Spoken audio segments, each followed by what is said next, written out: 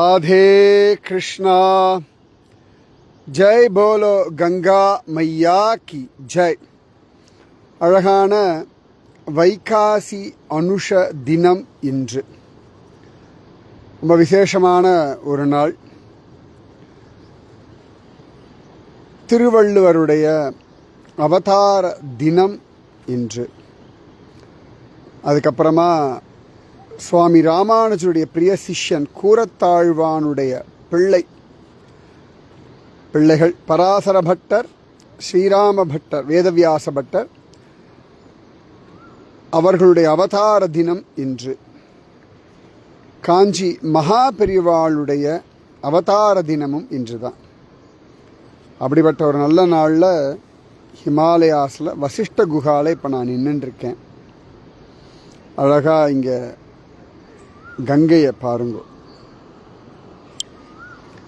Her her Gange ஜெயமா Gange, Gange சரணம்.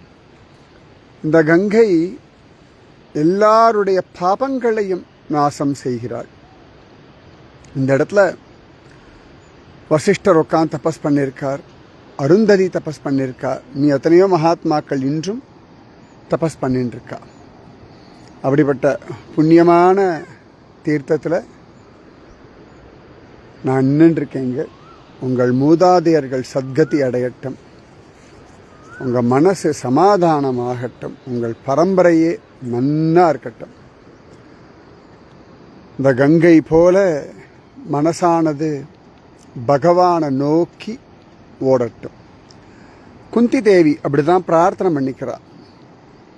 கங்கை இமயத்தில் கிளம்பி கடலை அடைய நிற்காம ஓடின்னு இருக்காளே கிருஷ்ணா, இதுபோல என் மனசு உன்னை நோக்கி ஓடி வரட்டும் அப்படின்னு ரொம்ப அழகாக பிரார்த்திக்கிறார்.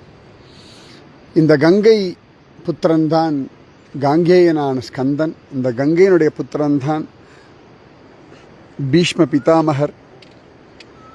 இந்த கங்கை ஹிமாச்சல பர்வதராஜனுடைய மூத்த குமாரி.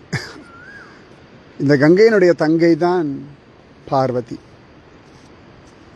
இந்த கங்கை தான் வாமனமூர்த்தியினுடைய திருவடியில் பட்டு வந்தவள்.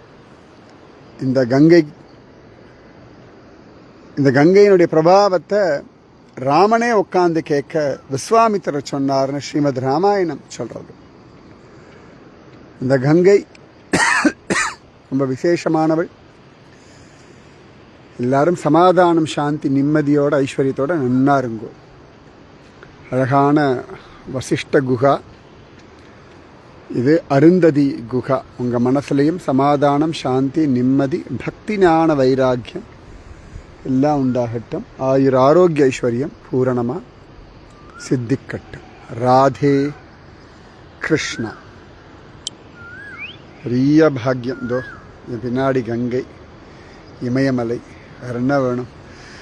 ஜெய் போலோ ஹிமாச்சல பர்வதராஜ் की जय, जय बोलो गंगा मैया की जय, जय बोलो आज की आनंद की जय, जय बोलो आज की आशीर्वाद की जय.